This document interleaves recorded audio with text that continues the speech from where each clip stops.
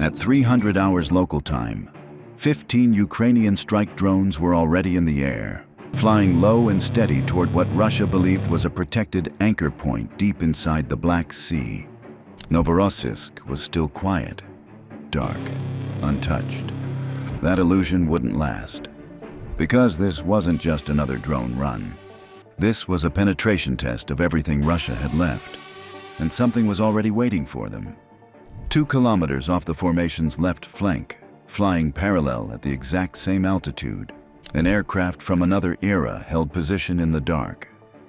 A Yakovlev Yak-52. Not a fighter, not a modern interceptor, a training plane from 1976. But tonight, it wasn't training. Through the pilot's thermal display, the incoming formation looked like a string of glowing white dots against cold air. Each one was an FP-1 drone, a lightweight, domestically produced strike platform with a 2.5-meter wingspan, cruising at 180 kilometers per hour, carrying a 50-kilogram warhead. Cheap, replaceable, and dangerous enough that Russia had already lost ships, infrastructure, and air defenses trying to stop them. The Yak pilot had been tracking them for 12 minutes, waiting, calculating, because unlike a jet, he could stay with them. At 3:05, he reduced throttle, slowed, slipped into position behind the formation, a maneuver no Sukhoi Su-30SM could hold without stalling. Jets were too fast, too heavy, too aggressive. They got seconds. The Yak got minutes, and minutes meant control. At 3:07, the pilot closed to 50 meters behind the trailing drone. Close enough to see the silhouette. Close enough to kill it with something no one expected in air combat. A shotgun, mounted under the wing. A Saiga 12, 10-round magazine, double buckshot. At that range, a 2-meter spread. Wide enough to catch a drone's entire wing. The trigger pulled. A flat crack disappeared into the night air. 9 pellets tore into the plywood skin of the first drone. It didn't explode. It didn't fall. But it slowed, and that was enough. Because these drones were calculated to arrive with almost no fuel margin. Every bit of drag mattered. Every hole mattered. 15 minutes of endurance became 5. Precision became uncertainty. The second shot came seconds later. This time, the propeller. The engine screamed, then disintegrated. The drone spiraled down into darkness. Gone. A $55,000 strike platform erased by a $2 shell. The third hit punched through a fuselage. The fourth tore into another wing. The pilot kept firing. Methodical, precise, 10 shots. Then silence. Magazine empty. No reload in the air. The world's cheapest air-to-air engagement. Ended by the need to land. 3 drones destroyed, 2 more damaged, 10 remaining. But the real damage wasn't the losses. It was the disruption. The formation broke. Spacing changed. Timing shifted. And that's when the next layer activated. As the surviving drones pushed south over the coastline and into open water, the Yak broke away. But the fight didn't end. It evolved. The pilot transmitted a single report. 12 targets, bearing 175. Altitude 100. Speed 180. That data went straight to the ground. To a system built for one purpose. Not to shoot drones down, but to make them miss. The R330ZH Zytel activated. And suddenly, reality changed. The drones didn't know it yet, but their navigation system was already compromised. GPS wasn't jammed, it was replaced. The fake signal was millions of times stronger than the real one. A whisper drowned out by a scream. The drones accepted it without question and began drifting. Slowly, imperceptibly.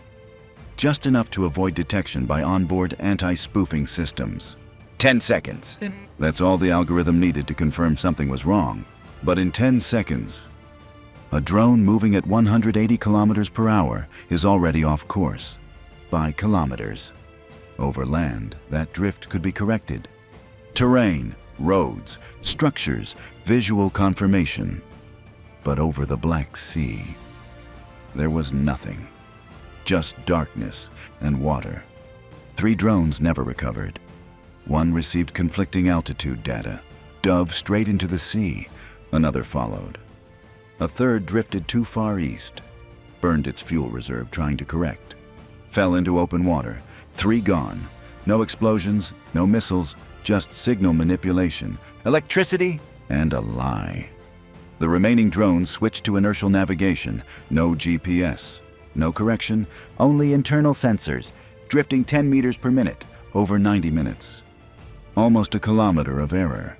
Enough to reach a port, not enough to hit a ship. From this point on, everything would be manual. Operators took control, watching live video feeds with a half-second delay at 180 kilometers per hour. That delay meant 25 meters of blind movement. Every correction came too late.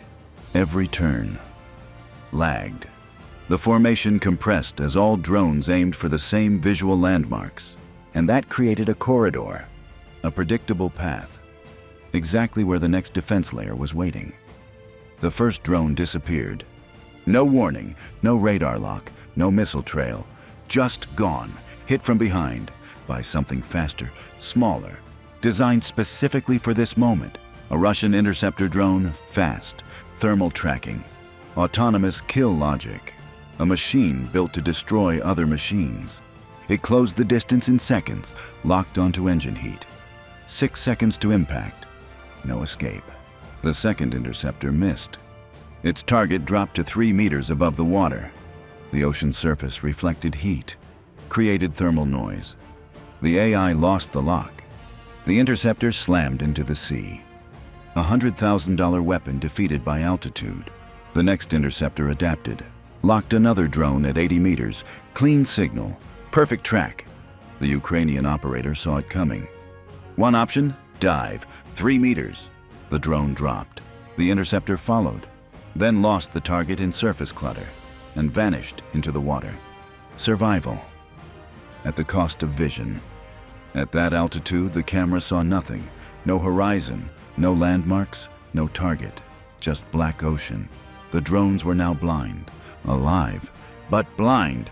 15 drones had launched. 6 remained, scattered, alone, still heading toward the port. And now, the hardest part began. The survivors crossed the coastline, damaged, low on fuel. No GPS, manual control only. But their cameras still worked. And what they showed was everything.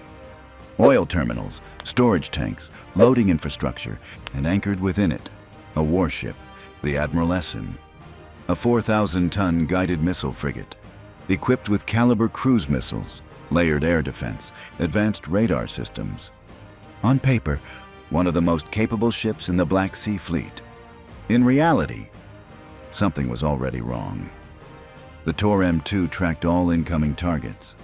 Clear radar picture, multiple firing solutions, but it didn't fire because behind the drones sat fuel tanks, pipelines, explosive infrastructure. One miss, and the entire port ignites. Permission denied, so the next system engaged. The Still 1 launched. Missiles erupted into the night. Perfect trajectories, perfect calculations, and complete failure. Because the drones weren't where the system expected them to be. They had moved, adjusted manually, shifted 50 meters off predicted intercept points.